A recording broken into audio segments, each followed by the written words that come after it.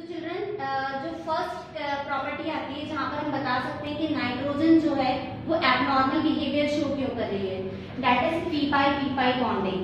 Okay, P pi bonding जैसे कि दो पी ऑर्बिटल का आपस में ओवरलैप जो होता है, और जैसे हमको पता है कि एन एन के बीच में ये आपका सिग्मा बॉन्ड है और ये जो दो बॉन्ड बन रहे हैं ये दोनों पाई बॉन्ड है।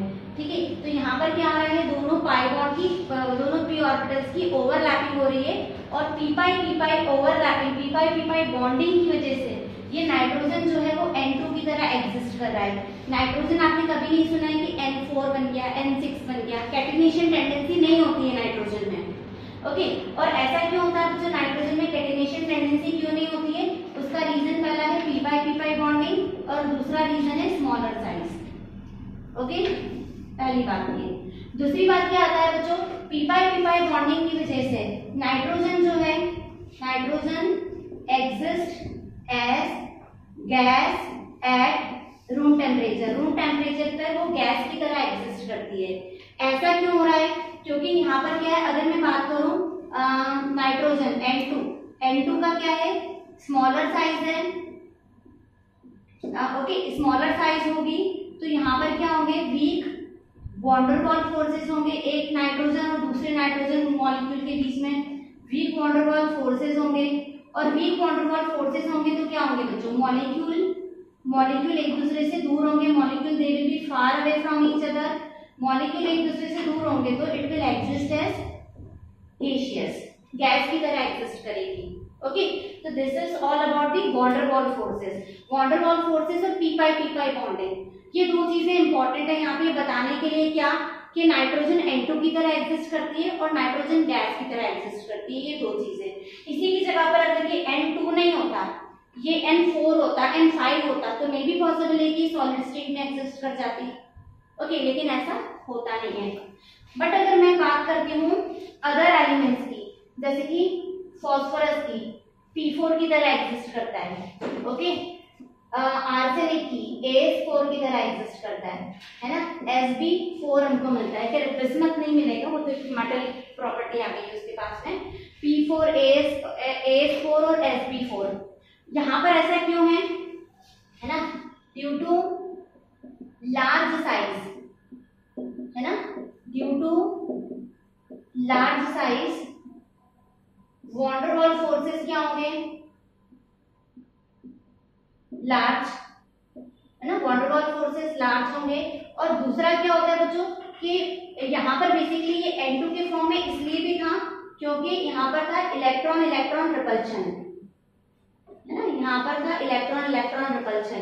इसकी वजह से भी क्या हो जाएगा, N3 N4 नहीं मिल पाया हमको, ज्यादा नाइट्रोजन कंबाइन नहीं हो पाया। यहाँ पर क्या हो जाएगा, लार्ज साइज है ना, और लार्ज साइज की वजह से वॉन्डरवॉल फोर्सेस भी लार्ज है। तो पहली बात तो ये कि ये P4 AS4 Sb4 ये एग्जिस्ट करते हैं एज सॉलिड। ओके, और यहाँ पर क्या आ जाती है, जो टेंडेंसी आती है that is called as catenation tendency. Catenation tendency मतलब कि चार फॉस्फोरस कंबाइन हो रहे हैं, चार आर्सेनिक कंबाइन हो रहे हैं, है ना। Catenation it is the self linking property, एक एटम अपने ही एटम से कंबाइन हो जाता है, सेल्फ लिंकिंग प्रॉपर्टी। और कैटिनेशन यहाँ पर इसी वजह से आता है क्योंकि इसकी साइज बड़ी होने की वजह से ये एक फॉस्फोरस दूसरे फॉस्फोरस को अकोमोडेट कर सकता है ना, अपने ऑर्बिटल्स में स्पेस दे सकता है। ओके, तो यहाँ पर आता है वही कि due to large size one atom can bonded to more than two atom, दो या दो से ज्यादा एटम को वो अकोमोडेट कर सकता है, बॉन्ड बना सकता है उनके साथ में। तो ये दो रीजन होते हैं बच्चों की, कैटिनेशन क्यों है, तो एक तो वॉन्डरवॉल फोर्स आ जाएगा यहाँ पे कि सॉलिड की तरह एग्जिस्ट क्यों कर रहे हैं, और सेकंड आ जाएगा लार्ज साइज की वजह से यहाँ पर कैटिनेशन टेंडेंसी है। तो जो क्वेश्चन बनता है वो यही बनता है कि नाइट्रोजन जो है वो N2 के फॉर्म में एग्जिस्ट कर रहा है, तो आपको पता होना चाहिए electron repulsion and P pi bonding, एक रीजन। दूसरा एग्जिस्ट कर रहा है गैस की तरह, तो स्मॉलर साइज है, वॉन्डरवॉल फोर्सेस वीक है। वहां पर पूछा जा सकता है वो सॉलिड के फॉर्म में क्यों एग्जिस्ट कर रहा है, लार्ज साइज है, वॉन्डरवॉल फोर्सेस ज्यादा होंगे। ठीक है, तो ये पहली प्रॉपर्टी आती है p5p5 बॉन्डिंग की। सेकेंड आती है हमारी रिएक्टिविटी। ये क्वेश्चन अगेन यहाँ पर बन सकता है रिएक्टिविटी का। रिएक्टिविटी तो देखो मैं आपको बता देती हूँ, जो नाइट्रोजन N2 का अगर हम लोग देखें बॉन्ड ऑर्डर, तो N2 का जो बॉन्ड ऑर्डर है, बॉन्ड ऑर्डर इज 3। N2 का बॉन्ड ऑर्डर 3 होता है। मतलब आपने पढ़ा होगा मॉलिक्यूलर ऑर्बिटल थ्योरी में कि नाइट्रोजन का बॉन्ड ऑर्डर 3 है, हम लोग निकाल चुके हैं इसको। तो यहाँ पर क्या होता है, आपको जब बॉन्ड ऑर्डर 3 होता है तो आपको बेसिकली 3 बॉन्ड तोड़ना है ना। दूसरी बात अगर हम लोग बात करें यहाँ पे, तो यहाँ पे जो बॉन्ड एनर्जी होती है ना, नाइट्रोजन के केस में जो बॉन्ड एनर्जी है इट इज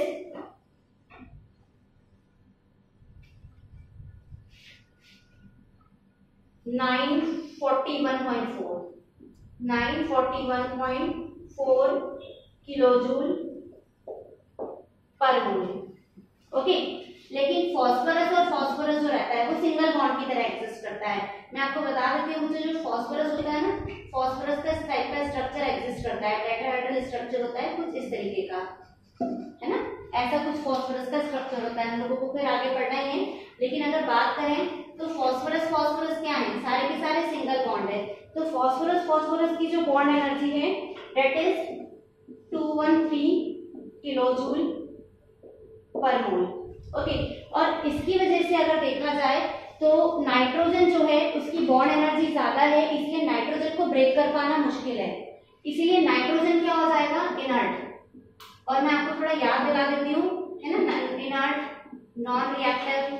मैं आपको याद दिलाती हूँ कि आप लोगों ने क्लास 10th में पढ़ा है डेंसिटी एक टॉपिक, जहाँ पर आपने पढ़ा था कि पोटैटो चिप्स को नाइट्रोजन से फ्लश किया जाता है। अगर नाइट्रोजन बहुत रिएक्टिव होगी तो आप नाइट्रोजन को किसी भी मतलब नाइट्रोजन को किसी कम से कम फूड प्रोडक्ट में आप लोग नहीं डालोगे।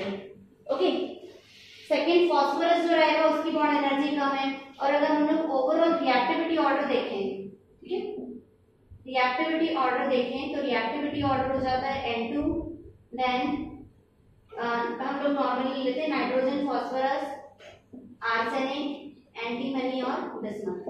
ओके, ये आपका रिएक्टिविटी ऑर्डर हो जाएगा। मतलब आपका रिएक्टिविटी ऑर्डर यहाँ से यहाँ तक क्या हो जाएगा, इंक्रीजेस। और ये इंक्रीज कहीं ना कहीं बॉन्ड लेंथ की वजह से, बॉन्ड एनर्जी की वजह से, है ना। रिएक्टिविटी ऑर्डर इंक्रीजेस, आप दूसरा ले सकते हैं बॉन्ड एनर्जी डिक्रीजेस। यहाँ से यहाँ तक क्या हो रही है, बॉन्ड एनर्जी कम हो रही है। बॉन्ड एनर्जी कम होती जाएगी तो ऑब्वियस सी बात है रिएक्टिविटी जो रहती है ओवरऑल वो इंक्रीज होती जाएगी।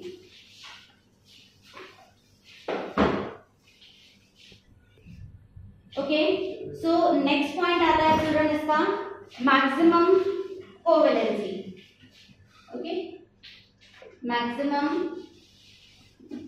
कोवेलेंसी, ठीक है। मैक्सिमम कोवेलेंसी जिसे हम लोगों ने देखा ही है कि नाइट्रोजन के केस में there is absence of d orbital, absence of d orbital. तो आपने जैसे देखा है कि यहाँ पर इसकी जो कोवेलेंसी रहता है ये एग्जिस्ट बहुत ज्यादा एक्सीड नहीं कर सकती है कोवेलेंसी, नाइट्रोजन के केस में देखा जाए तो जनरली जो वैलेंसी इसकी आपको मिलेगी वो -3 मिल जाती है, +3 मिल जाती है, और ये +4 तक भी इसकी कोवेलेंसी +4 तक भी चली जाएगी। ऑक्सीडेशन स्टेट +5 तक जा सकती है, लेकिन कोवेलेंसी इसकी +4 तक जाएगी। क्या डिफरेंस है कोवेलेंसी और ऑक्सीडेशन स्टेट में, है ना। मैं आपको बता देती हूँ, जैसे N2O5 है तो N2O5 में आप इसको निकाल सकते हो, तो आप नाइट्रोजन की ऑक्सीडेशन स्टेट निकालोगे +5। ओके, ये निकल जाती है। लेकिन अगर हम लोग नाइट्रोजन, ये इसी का स्ट्रक्चर देखें जैसे, ओके, तो यहाँ पर अगर आपको ध्यान हो तो ये हमने कुछ इसी तरीके से बनाया था इसको। ओके, तो देखिए यहाँ पर क्या है, कोवेलेंसी देखा जाए, कोवेलेंट बॉन्ड देखे जाए तो कोवेलेंट बॉन्ड तो ये 4 ही बना रहा है, तो ये कोवेलेंसी तो इसकी कितनी हो सकती है ना। चलो ऑक्सीडेशन स्टेट हम लोग बोल सकते हैं, यहाँ पर लिख देते हैं इसको, ऑक्सीडेशन स्टेट -3 +3 +4 +5 तक हो सकती है ऑक्सीडेशन स्टेट। लेकिन कोवेलेंसी कितनी हो जाएगी, कोवेलेंसी इसकी कितनी हो सकती है, मैक्सिमम 4, इससे ज्यादा नहीं होगी, है ना। तो देखो दैट इज द डिफरेंस। आपने ऑक्सीडेशन क्वेश्चन आता है कि N2O5 की कोवेलेंसी क्या है, और बच्चे ना कोवेलेंसी को वैलेंसी मतलब ऑक्सीडेशन स्टेट समझ के +5 लिख देते हैं और आंसर गलत भी हो जाता है। यहाँ पर आप कोवेलेंसी देखा जाए तो टोटल कोवेलेंट बॉन्ड, आपका कोऑर्डिनेट बॉन्ड भी is a type of covalent bond only, है ना। आप भी काफी सारे जो न्यू बुक्स आ रही हैं उसमें कोऑर्डिनेट बॉन्ड करके नाम ही हटा दिया है उन्होंने यही बोला है कि कोऑर्डिनेट बॉन्ड भी एक टाइप का कोवेलेंट बॉन्ड ही है। इवन नाम भी आता है कोऑर्डिनेट कोवेलेंट बॉन्ड, पूरा नाम देखा जाए कोऑर्डिनेट का तो वही होता है कोऑर्डिनेट कोवेलेंट बॉन्ड। तो कोवेलेंसी अगर देखा जाए तो इसकी 4 होती है, ओके, मैक्सिमम कोवेलेंसी इसकी 4 होगी, बट ऑक्सीडेशन स्टेट इसकी 5 तक +5 तक जा सकती है। तो दोनों में डिफरेंस है, कोवेलेंसी अलग चीज होगी, that is the total number of bond, okay, और ऑक्सीडेशन स्टेट क्या हो जाएगी इस पे, जो चार्ज आएगा, है ना, तो चार्ज अलग है और कोवेलेंसी अलग है, तो ये ध्यान रखिएगा यहाँ पे। बाकी अगर मैं अदर एलिमेंट्स की बात करूं, फास्फोरस की बात कर लेते हैं हम लोग। अदर एलिमेंट्स जैसे हमको पता है PCl5 एग्जिस्ट कर रहा है, 5 कोवेलेंट बॉन्ड बन रहे हैं, तो अदर एलिमेंट्स में covalency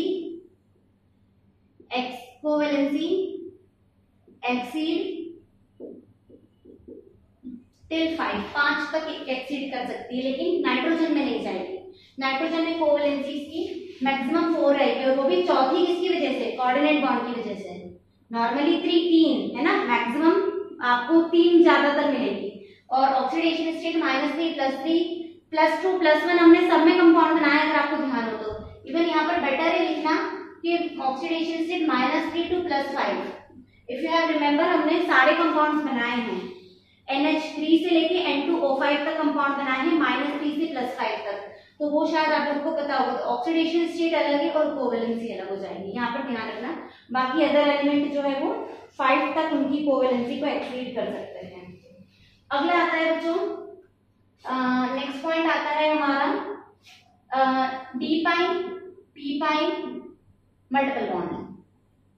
D-P-Pi multiple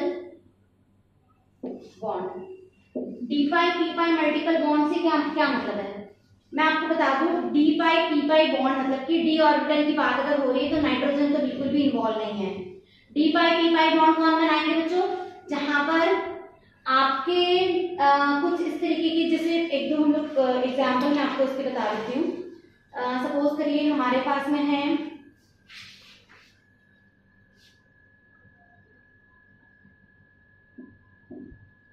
C6H5 whole thrice, okay, एक ये लिगेंड है हमारे पास में, एक हमारे पास में है ट्राइफिनाइल फॉस्फीन। ये तो सुना होगा आपने triphenyl phosphine, okay, I think you must have heard this. Triphenyl phosphine ligand हमने यूज किया है।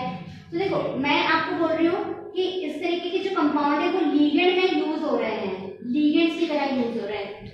लिगेंड की तरह यूज क्यों हो रहे हैं बच्चों, है ना, यहाँ पर अगर देखा जाए तो इनके पास में भी क्या अवेलेबल है, p ऑर्बिटल है ना, वेकेंट d ऑर्बिटल है, ओके, मेटल आयन के साथ में ये आराम से जुड़ सकते हैं, ठीक है। तो इनका एज ए लिगेंड यूज होना ये बताता है कि यहाँ पर कौन सी बॉन्डिंग हो सकती है, D-P-Pi बॉन्ड बना सकते हैं। तो सिंपल सी बात है कि हमको जो पता होना चाहिए वो यही होना चाहिए कि nitrogen does not form D-Pi bond due to absence of d orbital। d orbital होता ही नहीं है तो D-Pi bond नहीं होगा। But other elements form D-Pi bond। D-Pi bond मतलब कि d orbital और p orbital, d orbital और p ऑर्बिटल की ओवरलैपिंग से जो बॉन्ड बने हैं they are called as D-Pi orbital. Okay, अब जैसे आर्सेनिक है, आर्सेनिक अगर ये 3 ऐसे बड़े बड़े मॉलिक्यूल्स को अपने साथ में अगर ले रहा है, इस तरीके के लिगेंड्स हमारे बन रहे हैं, तो ऐसे लिगेंड्स कैसे बन पाएंगे, जब यहाँ पर पॉसिबिलिटी होगी मल्टीपल बॉन्ड्स बनाने की। ओके, एक से ज्यादा बॉन्ड बनाने की जब टेंडेंसी आ जाती है तब वहां पर आ जाते हैं हमारे कौन से D-Pi बॉन्ड। अगर आपको इस चीज को समझना है तो आप लोगों को याद करना पड़ेगा, मैंने आपको मेटल कार्बोनिल में बॉन्डिंग समझाई थी जहां पर बैक बॉन्डिंग भी हो रही थी। ओके, वहां पर भी क्या था, कार्बोनिल का p ऑर्बिटल थी इन्वॉल्व और मेटल की d ऑर्बिटल इन्वॉल्व थी, वो भी D-Pi बॉन्डिंग थी। मैं याद दिला देती हूँ आपको कि ये मेटल की हम लोगों ने इस तरीके से d ऑर्बिटल ली थी और कार्बोनिल की एंटी बॉन्डिंग p ऑर्बिटल ली थी, और मैंने बताया था कि यहाँ पर इस तरीके की बॉन्डिंग आ जाएगी। और वो बॉन्डिंग क्यों आ रही थी? क्योंकि ये मेटल की d ऑर्बिटल इन्वॉल्व थी और इसकी p ऑर्बिटल इन्वॉल्व थी। Okay, p orbital. तो वहां पर भी कौन सा लिंकेज हो रहा था हमारा? d pi p pi bonding. तो ये d pi p pi bonding इसी तरीके की बॉन्डिंग होती है कि एक d ऑर्बिटल इन्वॉल्व हो और एक p ऑर्बिटल इन्वॉल्व हो, और d ऑर्बिटल इन्वॉल्व होने के लिए बहुत ज्यादा जरूरी है d ऑर्बिटल का प्रेजेंट होना। p ऑर्बिटल नाइट्रोजन में होती नहीं है, तो no d pi p pi bonding, no d pi p pi overlapping can be there. Next आता है non metallic character. Okay, so non-metallic character nitrogen, phosphorus, arsenic, antimony and bismuth. Okay, अगर हम लोग यहाँ पर देखें तो आपको पता ही है कि ये दोनों तो नॉन मेटल हो गए, पता है। देन मेटलॉइड हो जाना है और ये बिस्मथ मेटल। तो नाइट्रोजन सबसे ज्यादा नॉन मेटेलिक ये पता होना चाहिए। बाकी अदर एलिमेंट्स जो है, फॉस्फोरस को छोड़ दीजिए, अदर एलिमेंट्स जो हैं they can be metalloid, they can be metal, non metallic.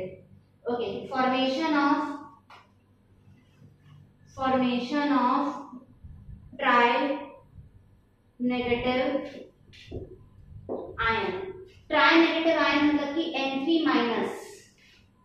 Minus बनाते हैं ये। N3 माइनस कहाँ पर बनता है ना? N3 माइनस सुना है आप लोगों ने? N3 माइनस, ओके, एक कंपाउंड होता है HN3, या आप इसको N3H भी बोल सकते हो। हाइड्राजोइक एसिड बोलते हैं हम लोग इसको, हाइड्राजोइक एसिड। तो ये ट्राई नेगेटिव आयन बनाता है, बाकी सारे एलिमेंट्स ट्राई नेगेटिव आयन नहीं बनाते हैं। Then nature of hydrides. Nature of hydrides की बात करें तो जैसे अमोनिया है, ठीक है, ammonia PH3, ASH3, BiH3, sorry SbH3 and BiH3। तो उसमें अगर मैं बात करूं केवल अमोनिया की, तो अमोनिया का हाई MPBP है, हाई MPBP होगा। अमोनिया जो है वो सॉल्युबल है वाटर में, soluble in water.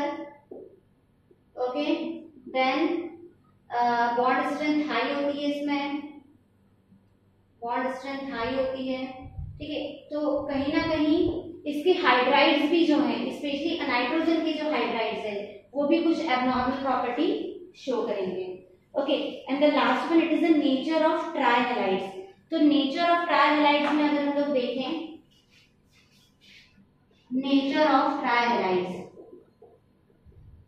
Nature of trihalides में मैंने आपको जैसे बताया था कि NF3 स्टेबल है, NF3 स्टेबल है, लेकिन NCl3, NBr3 और Ni3 ये तीनों के तीनों एक्सप्लोजिव्स होते हैं। These are explosives. तो this is the reason children कि क्यों नाइट्रोजन जो है वो एबनॉर्मल प्रॉपर्टी शो कर रहा है, क्योंकि उसकी कंपाउंड में कुछ ना कुछ डिफरेंट प्रॉपर्टी आ रही है बाकी सारे ग्रुप से। तो ये सब चीजें आपको क्लियर होनी चाहिए। ओके, तो आई होप ये क्लियर हुआ होगा आप लोगों को।